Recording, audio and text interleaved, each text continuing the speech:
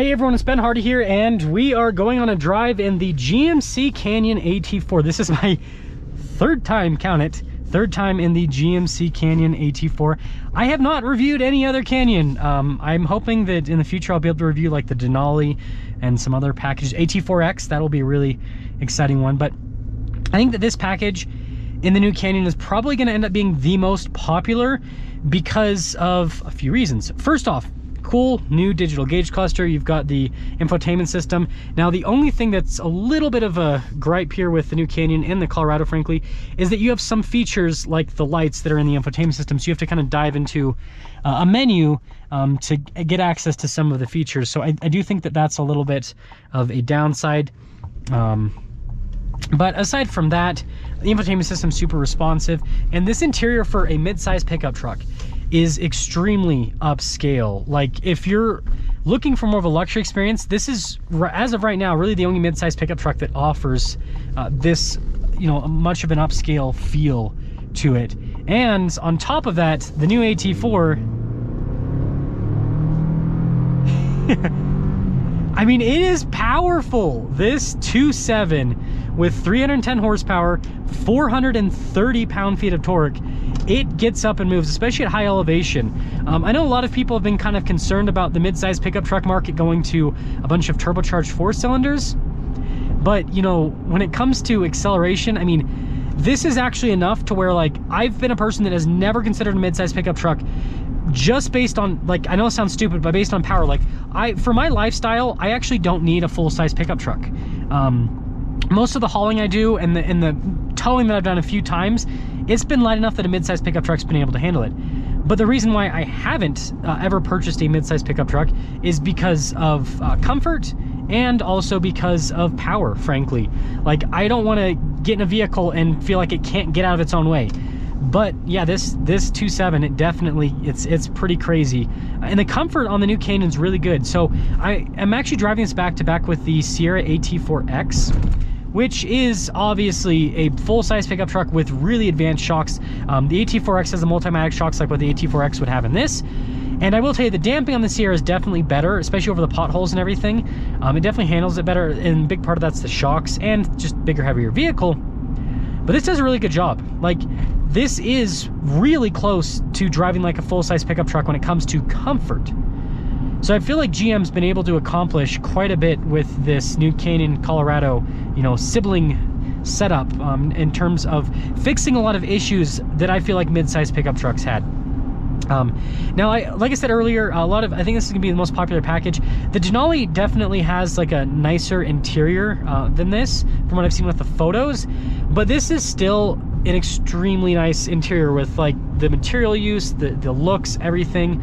And so I think they've definitely struck a really good balance with making this feel high quality and also still giving it, you know, the rugged kind of like AT4 feel with the coloration and everything. And I really like this. I like I'm kind of sick of just all black interiors, and so having some brown in here I think is definitely a huge plus, and I really do like that quite a bit.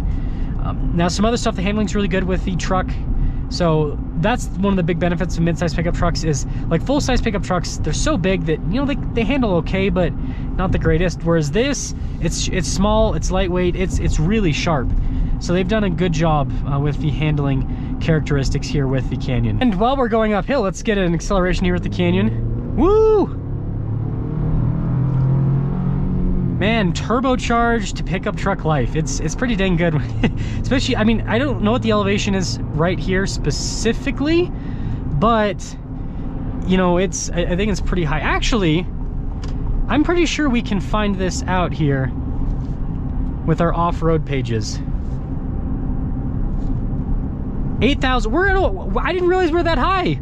Wow, we're almost 9,000 feet elevation. That's crazy. But yeah, that shows you turbocharged engines at higher elevation. It helps out quite substantially. Wow, I didn't realize that we were that, and we're actually going to go higher. So we'll see what we end up at the top. But now I got to get into some hot takes here with the GMC Canyon. So they've definitely improved the room here in the driver and front passenger area. The backseat area, just like most mid-size pickup trucks, it's kind of cramped. And I wish that, you know, I understand that there's size constraints with this segment, but I wish that, you know, they would, mid-size pickup truck makers in general would just think of something creative to help out with the space back there. Because like that's another like now this is funny, now that mid-size pickup trucks finally have power, I'd consider one, but now that I have a baby, I like getting a car seat back there. It's possible, but it's tight fit. I'm not like the tallest person on the planet, but I'm tall enough that I would have to move my seat forward to fit the car seat that we have with this setup. And it's not just the Canyon Colorado, it's every mid-size pickup truck on the market. And then another thing is going through for these turbocharged engines.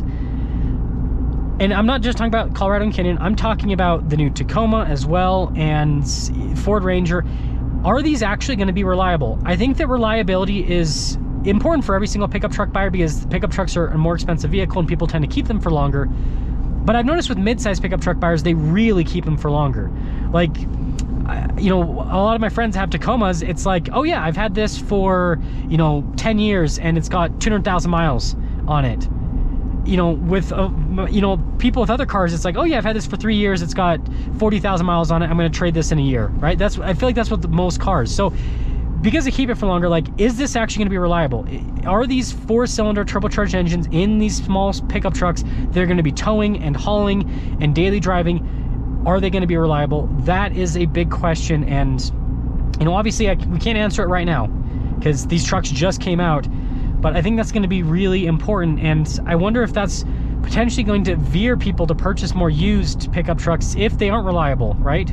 Because it's like, oh, well, if this is not reliable, might as well go buy an old Canyon or Colorado with the, you know, 3.6 liter V6. But either way, let me know what you guys think about the new Canyon. I think that it looks amazing on the outside. I think it drives really well. I think it's got a very nice interior for a mid-size pickup truck. It feels very upscale. Overall, they've done a really good job with this. I think my only thing is just, you know, again, it's every mid-size pickup, space in the back, and then is this going to be reliable? If it's going to be reliable, I can forgive the space in the back for sure. Like, I understand the segment constraints, but if it's not, if these turbocharged pickup trucks from all of the automakers, Ford, GM, Toyota, if they end up not being reliable, then I think that'll be a big hit to the mid-size pickup truck market potentially. Now let's talk about how this Defender 130 drives on these twisty roads that are definitely the home ground of the Defender. I feel like this is more of a vehicle that, like, my wife and I, for example, it's her daily driver, so it's like a vehicle drive around town and then occasionally take off road. I mean, it can do stuff like this really well, actually, though, and that's something that I do want to make a point of. So a lot of people compare the Defender to, you know, Jeep Wrangler, Ford Bronco, Mercedes, G-Wagon, and the reason why it's compared to such a, you know, wide scale of vehicles from a price point perspective is